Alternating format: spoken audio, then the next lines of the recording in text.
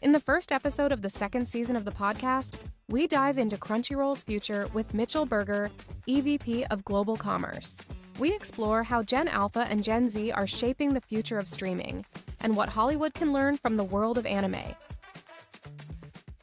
Good morning, I'm Veronica Orciari and welcome to the Deep Media Pulse, the first video podcast dedicated to the evolution of content, IPs, and brands, produced by Licensing Magazine and Animation Journal. And we're here in Annecy with Mitchell Berger, EVP of Global Commerce at Crunchyroll, to discuss, a little bit of anime and spend some time in Annecy, seeing what's going on for the company. So, thank you for being with us, Mitchell. It's a pleasure having you. Thank you. Well, I would like to start discussing generational shift and what the future looks like for Crunchyroll. Gen Alpha is growing up in a sort of a community-driven, constantly interactive mindset. For Gen Alpha, everything is sort of how do we interact with each other, even digitally. So the building up sort of a community is not easy, but it seems like you guys do it quite well.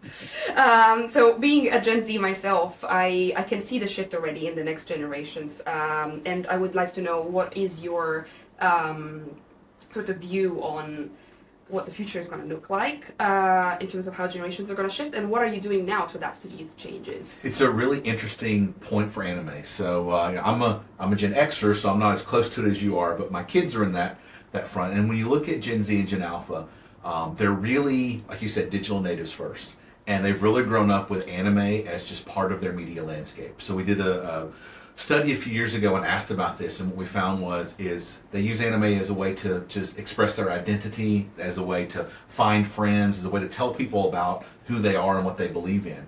And it's just a core part of what they do. So it's not, anime is no longer a fringe thing. It's not something that's off to the side or something that people talk about kind of in whispers. It's just mainstream media for them anymore. So that's really important to us. So what we really look at is, what is important to Gen Z and Gen Alpha? What are the things that resonate with them? Why are they coming to anime so much? And a lot of it is about community. Like I said, they use it as a way to identify who they are, and they use it as a way to find those communities. So it's really important to them, and that leads into a couple of things that we do. So one is we look at how do we give them opportunities to find that community. So clearly online is a wonderful way to do it. Everybody's online these days. But it's also things like conventions or the theatrical experience where they're able to come together in real life and find that community themselves and have those real life experiences. That's another thing that's very interesting about being a digital first kind of generation. They crave these in-person, in real life, authentic experiences. So we love that. So theatrical is a wonderful way to bring that to them. So when you sit in a theater with 200 people who love the same thing that you do, it's a unique experience that you can't really find anywhere else, and it gives them a chance to bond. The other thing that's really interesting about them is being digital first. I believe you're going to see over the next 3 to 5 years this move back towards collectability, where we're still all human, we're still all very tactile, we like to touch and feel things, and growing up in a digital first world, you don't necessarily have that. I love the fact that digital has brought content all across the world, and you've got access to so many different stories. But then once you become a fan, you want something real, whether it's a Blu-ray of the show or a t-shirt or an action figure or a CD or a vinyl, whatever it is. There's this idea of wanting to own a piece of it, have something that you can physically hold. So I'm really looking forward to ways that we can lean into creating collectible moments. Again, whether it's a cool collectible at the theater when you go see the film, or whether it's buying a gift set of the Blu-ray with the things in it. All those pieces are ways that we're able to give people a tangible piece of what's there. And I think if you feed that, and if you bring wonderful stories to Gen Z and Gen Alpha, they're going to respond. We've seen in Italy over the last year, we've had over 50% year-over-year growth. We've had amazing growth in France. So it's working. We're bringing those folks in, and we're always looking for ways to bring great stories to them and give them other chances to connect with folks.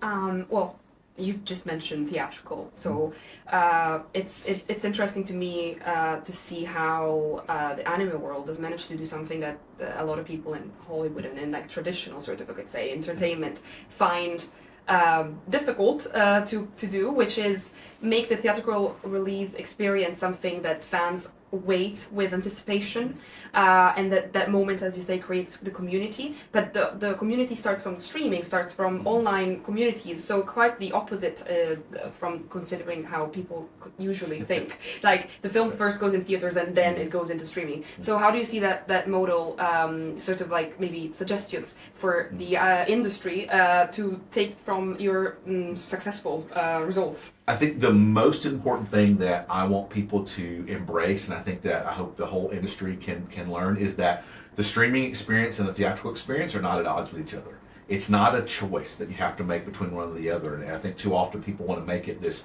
binary, you choose one or you choose the other.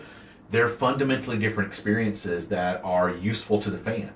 Best way I look to describe it to folks is music. So I'm a musician. I love music. It's been part of my life, and I can sit in my room with headphones on and listen to Metallica and listen to Master of Puppets and have a really amazing personal experience with that piece of music.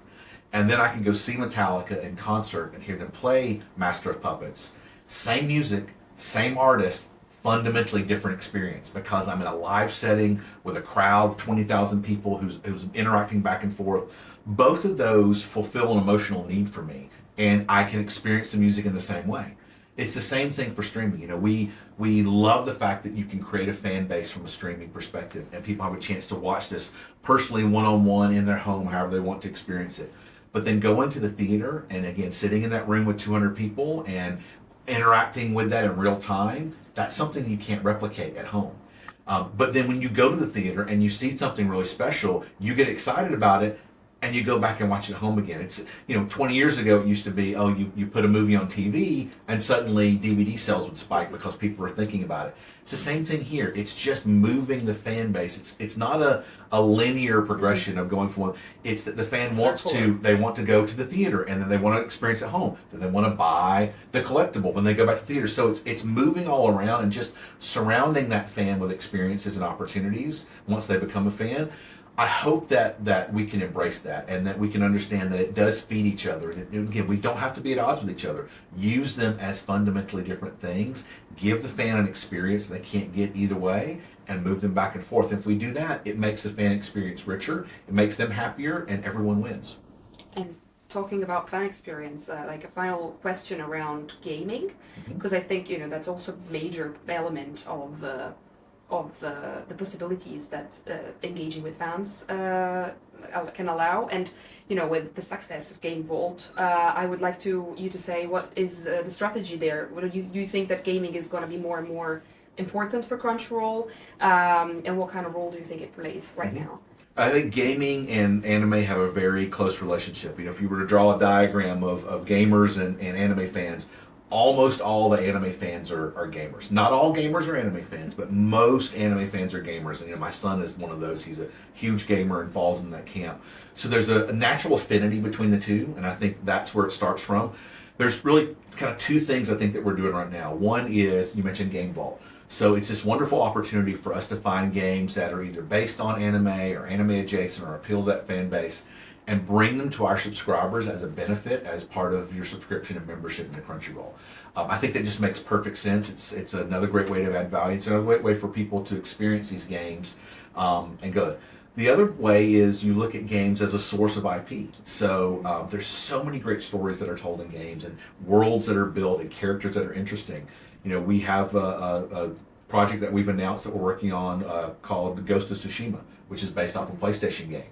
So this rich lore of just this amazing depth of character and world and interaction, we're not going to be able to bring that to life and tell a story in anime in that world that I really think that the fans of the game are going to find and really, really appreciate.